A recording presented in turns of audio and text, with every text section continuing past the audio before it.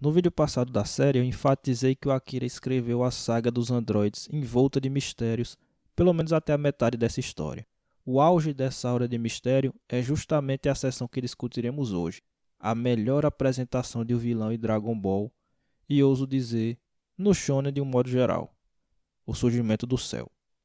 A brincadeira que eu fiz no título desse vídeo não é de todo exagerada. Quando você observa o trabalho que o anime fez na apresentação desse vilão, pode-se ver a clara inspiração de filmes de terror no modo como a cena foi dirigida. Chegaremos nisso lá na frente. Antes, vamos dar o contexto geral da história. Estávamos no auge do terror apresentado pelos androides.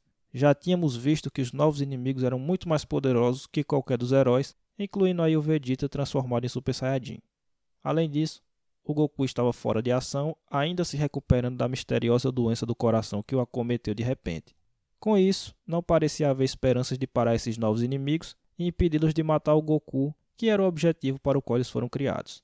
O Piccolo, ao ver a terrível força dos inimigos, resolveu ir falar urgentemente com o Kami-sama e a Bulma recebeu uma ligação misteriosa. Esse é o contexto. Analisemos agora o que veio a seguir.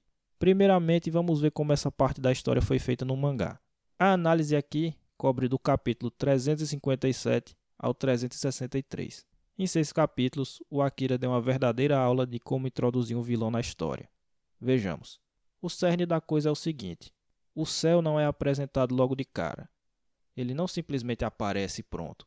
Ao invés disso, o autor vai jogando referências que giram em torno do personagem, sem revelá-lo diretamente, o que gera uma sensação de mistério e cria uma tensão que vai crescendo aos poucos e deixando o leitor apreensivo, até que finalmente toda a questão é esclarecida e o vilão é finalmente apresentado. Tudo começa no capítulo 357, quando a Bulma liga para o Trunks e o informa que um cidadão de um vilarejo ligou para a corporação Cápsula dizendo ter encontrado um veículo estranho perdido com a logomarca da corporação.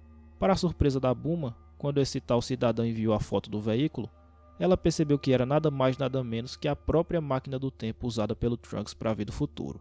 O estranhamento começa quando o Trunks diz que ainda está com a máquina do tempo que ele usou, de forma que essa que foi agora encontrada não pode ser a mesma. Tudo fica ainda mais esquisito quando Trunks diz que a Bulma do futuro só conseguiu criar uma única máquina do tempo e com grandes dificuldades. O que estaria acontecendo naquele momento? A Bulma envia a foto do tal veículo e o Trunks pode confirmar com seus próprios olhos que se trata realmente de uma máquina do tempo, igual a que ele utilizou para a vida do futuro. Com isso, ele resolve ir até a localidade na qual a máquina foi encontrada para investigar pessoalmente a questão. O Gohan e a Bulma vão junto. Chegando lá, eles descobrem que a tal máquina é literalmente a mesma do Trunks, contendo até mesmo a palavra Hope inscrita em seu casco, que o Trunks escreveu na própria máquina antes de vir ao passado. Então já ficou claro que de alguma forma muito estranha, a mesma máquina do tempo existe ao mesmo tempo em lugares diferentes. Só que essa que foi encontrada agora está toda coberta de musgo, o que indica que ela está ali abandonada há algum tempo. Ao analisar o interior da máquina, eles descobrem uma espécie de ovo ou concha que indica que de fato alguém estava usando o veículo. O Trunks também descobriu que essa máquina veio do ano 788, que é 3 anos à frente do tempo em que ele veio e que chegou nesta era há 4 anos, ou seja, ela já estava nesta era antes do Trunks vir pela primeira vez. O Trunks se pergunta se essa é a explicação para os eventos dessa linha do tempo estarem bem diferentes dos que ocorreram na sua própria linha do tempo. A ação agora corta para o Kami-sama, que finalmente descobre que a sensação estranha que ele vinha tendo há 4 anos era causada por essa misteriosa criatura que saiu da máquina do tempo, e não pelos androides. Ele revela então que uma criatura ainda mais aterrorizante que os androides está escondida em algum lugar da Terra. Essa fala, aliada ao mistério acerca da criatura, já começa a elevar a tensão da situação. Kami-sama então resolve se fundir ao Piccolo, revelando que o mal sem precedentes está prestes a atingir a Terra. Voltamos à investigação do Trunks, Gohan e Bulma. Quando eles estão prestes a ir embora, o Gohan encontra uma coisa estranha ali perto. Quando eles vão investigar mais de perto, percebem que é uma carapaça gigante de inseto que está vazia. Obviamente é a mesma criatura que saiu de dentro do ovo e da máquina do tempo, mas não dá para saber mais nada a seu respeito.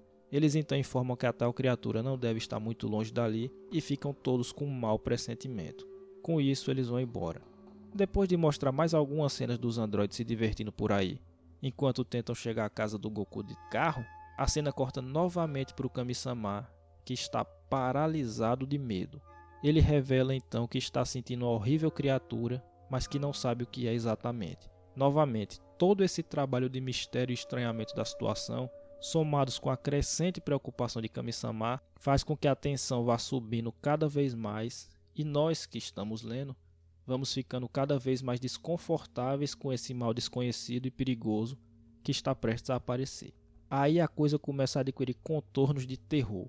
A Bulma escuta no rádio uma reportagem que informa que todos os moradores de uma vila próxima à cidade do oeste sumiram sem deixar vestígios. Por algum motivo, todo e qualquer sinal de vida sumiu daquele lugar, mas a causa ainda é desconhecida. A Bulma observa que essa é uma localidade próxima àquela na qual eles estavam investigando agora há pouco. Ela então liga para o Kuririn e pede para que ele ligue à TV. Ao fazê-lo, ele vê uma reportagem informando que a cidade de Gingertown está completamente deserta, com seus 15 mil habitantes misteriosamente desaparecidos. Uma coisa, porém, chama a atenção. As roupas das pessoas que ali viviam estavam todas espalhadas pelas ruas da cidade, o que denota que essas pessoas foram atacadas por alguma coisa. Aumentando ainda mais a tensão, o repórter escuta ao vivo o grito de alguém e logo após barulhos de tiros. De repente, o silêncio. Ao tentar se aproximar do local, a câmera flagra o completo espanto do repórter e logo em seguida a imagem some. Ao trocar de canal, o Kuririn percebe que os gritos pararam. Repare como Akira, como eu disse lá atrás, não mostra a ameaça logo de cara. Ele, ao contrário, vai cercando, se aproximando lentamente da resposta, deixando a audiência apreensiva, mas curiosa a ver o que vai ocorrer logo em seguida. Pois bem, Kami-sama e Piccolo finalmente voltam a ser um só e partem então imediatamente para investigar a situação. Agora, nós pausamos um pouco a exposição do mangá e vamos falar do anime. Isso porque no mangá o Akira finalmente revela a criatura nesse momento. O Piccolo chega na cidade e a encontra. A direção no anime, no entanto, consegue melhorar ainda mais o que já estava excepcional. Captando perfeitamente o clima de terror dessa parte da história, o diretor começa a cena com um take que mostra o caos em Gingertown. Roupas espalhadas pelas ruas, carros atravessados nas avenidas, etc., o que reforça a ideia de que houve um ataque na localidade. À medida que o Piccolo vai tentando investigar a situação mais de perto, é usado um ângulo de câmera de dentro de um beco escuro, o que denota que dá a sensação de que ele está sendo observado sorrateiramente, completamente perdido dentro da situação, que é também o nosso caso, assustados, mas sem saber exatamente com o que. Nas sombras, uma criatura de forma estranhíssima se move lentamente. Finalmente o Piccolo percebe a movimentação estranha vinda daquele beco. Uma sombrinha surge dali de dentro, indicando que a criatura estava agindo há pouco. De repente, vemos só as pernas de uma pessoa sendo arrastada pela rua e a sombra do balançar de algo que parece uma cauda. Finalmente a criatura resolve aparecer. Voltemos ao mangá. Vemos então uma criatura de aparência bizarríssima, o que também a torna mais assustadora, segurando um homem pelo paletó. Se você acha que o mistério finalmente acabou, se enganou, caro amigo. O Piccolo começa a sentir o que muito estranho, mas não estranho por ser desconhecido, mas sim por ser conhecido até demais. Finalmente vemos como a criatura age. Ela utiliza sua cauda para sugar suas vítimas de maneira grotesca, fazendo com que elas desapareçam e fiquem apenas suas roupas pelo chão. A criatura então diz: "Você é o próximo Piccolo Daimao", aumentando ainda mais o mistério. Como ele conhece o Piccolo? A resposta da criatura para essa questão é ainda mais enigmática. "Eu sou seu irmão", diz ela. Na casa do Kami, todos os heróis ficam absolutamente chocados ao perceberem o Ki do Freeza vindo de Gingertown. Não apenas, também os Kis de Goku e Vegeta. Como pode isso ser possível? O Goku ainda está na casa do Kami, acamado pela doença. A criatura se recusa a dar maiores informações, então o Piccolo resolve lutar contra ela. A luta em si é legal, mas não é o nosso foco aqui.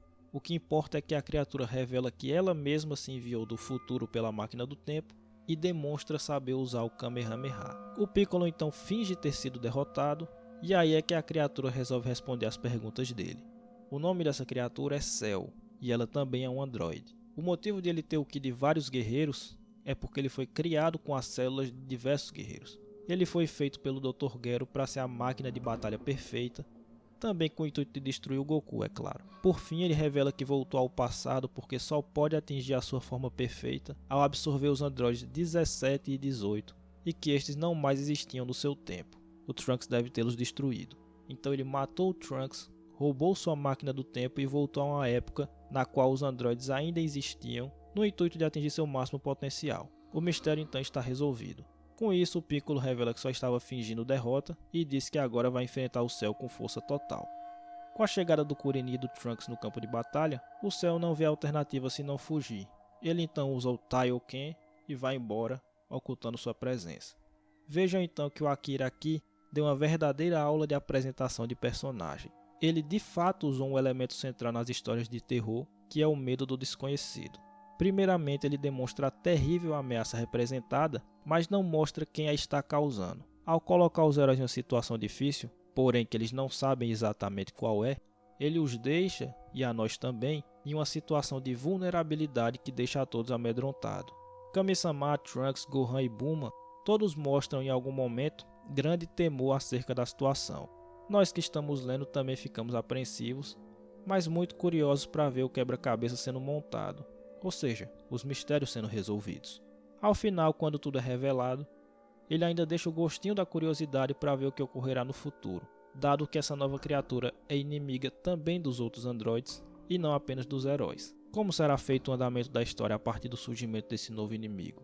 Semana que vem nós veremos isso. Por enquanto ficamos por aqui, agradeço quem ouviu tudo, peço o like e peço que compartilhe o vídeo e se inscreva no canal para continuar recebendo os vídeos da série. Até a próxima.